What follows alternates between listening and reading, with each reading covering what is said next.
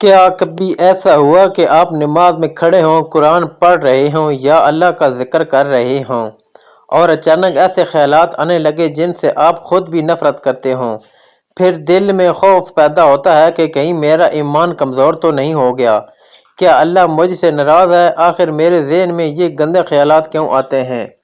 اگر آپ کے ساتھ بھی ایسا ہوتا ہے تو یہ ویڈیو آخر تک ضرور دیکھیے، کیونکہ آج ہم اس مسئلے کو قرآن و سنت کی روشنی میں سمجھیں گے۔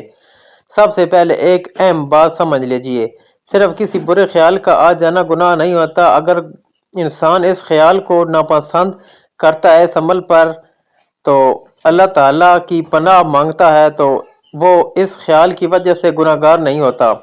صحابہ کرام نے بھی رسول اللہ صلی اللہ علیہ وسلم سے عرض کیا تھا کہ ہمارے دلوں میں ایسے خیالات آتے ہیں جنہیں زبان پر لانا بھی ہمیں بہت برا لگتا ہے۔ آپ صلی اللہ علیہ وسلم نے فرمایا کہ یہ احساس نفرت اور ان خیالات کو قبول نہ کرنا ایمان کی علامت ہے۔ لہٰذا اگر آپ ایسے خیالات میں پریشان ہیں تو پہلے خود کو مایوس نہ کریں۔ شیطان کا سب سے بڑا ہتھیار یہی ہے کہ وہ انسان کو مایوس میں مبتلا کرتا ہے۔ آج کی ویڈیو میں ہم جانیں گے یہ وسوسے کیوں آتے ہیں، کن وجوہات سے بڑھ جاتے ہیں، نماز میں زیادہ کیوں آتے ہیں اور ان سے نجات حاصل کرنے کا اسلامی طریقہ کیا ہے۔ آگے بڑھنے سے پہلے آپ سے ایک چھوٹی سی گزارش ہے کہ ویڈیو کو لائک کریں، چینل کو سبسکرائب کر دیں اور بیل آئیکن کو لازمی دبا دیں تاکہ آنے والی ویڈیو سب سے پہلے آپ تک پہنچ سکے۔ وسوسے کیوں آتے ہیں؟ نمبر 1، شیطان کا حملہ۔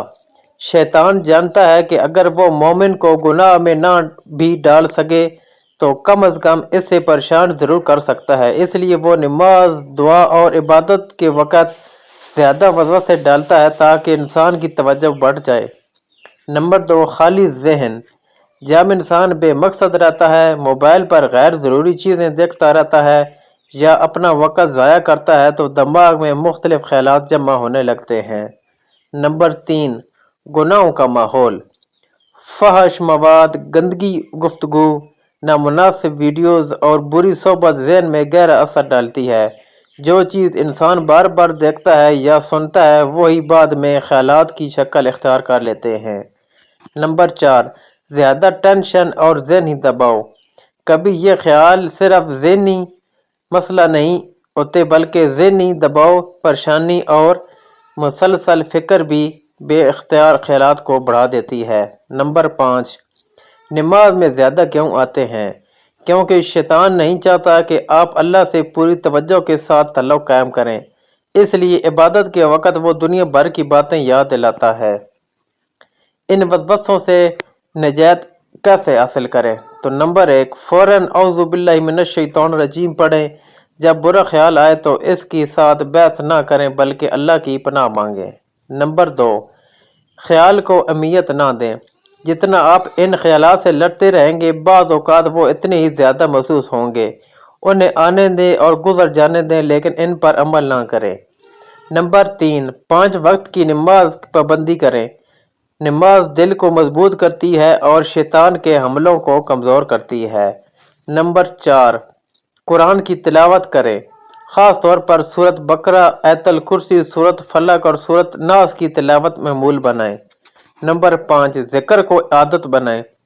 سبحان اللہ، الحمدللہ، لا الہ الا اللہ واللہ اکبر اور استغفار دل کو سکون دیتے ہیں۔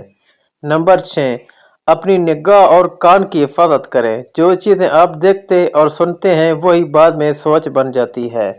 نمبر 7، اگر مسئلہ بہت شدید ہو، اگر وسوسے اس حد تک بڑھ جائیں کہ روزمرہ زندگی، عبادت یا کام متاثر ہونے لگے تو کسی مستند عالم دین کے ساتھ ساتھ ماہر نفسیات یا ذہنی صحت کے ماہر سے بھی مشورہ کریں۔ بعض اوقات شدید اضطرابی کیفیت یا وسواسی کیفیت میں بھی اس کا سبب ہو سکتی ہے اور اس کا علاج ممکن ہے۔ تو دوستو، میرے عزیز بھائیوں اور بہنوں، یاد رکھیں ہر برا خیال آپ کی حقیقت نہیں ہوتا۔ اگر آپ اس سے نفرت کرتے ہیں، اس پر عمل نہیں کرتے اور اللہ کی طرف رجوع کرتے ہیں تو اللہ تعالیٰ کی رحمت بہت وسیع ہے۔ مایوس نہ ہوں، اللہ سے دعا کرتے رہیں، اپنے دل کو قرآن، ذکر اور نیک اعمال سے آباد رکھیں۔ انشاءاللہ وقت کے ساتھ یہ وسوسے کم ہوتے جائیں گے۔ اللہ تعالیٰ ہم سب کو شیطان کے وسوسوں سے محفوظ رکھے، ہمارے دلوں کو ایمان و سکون اور نور سے بھر دے، آمین۔ اگر ویڈیو پسند آئی تو ویڈیو کو لائک کریں، شیئر کریں اور MW نور حکمت کو سبسکرائب کرنا نہ بھولیے۔ شکریہ، اللہ حافظ۔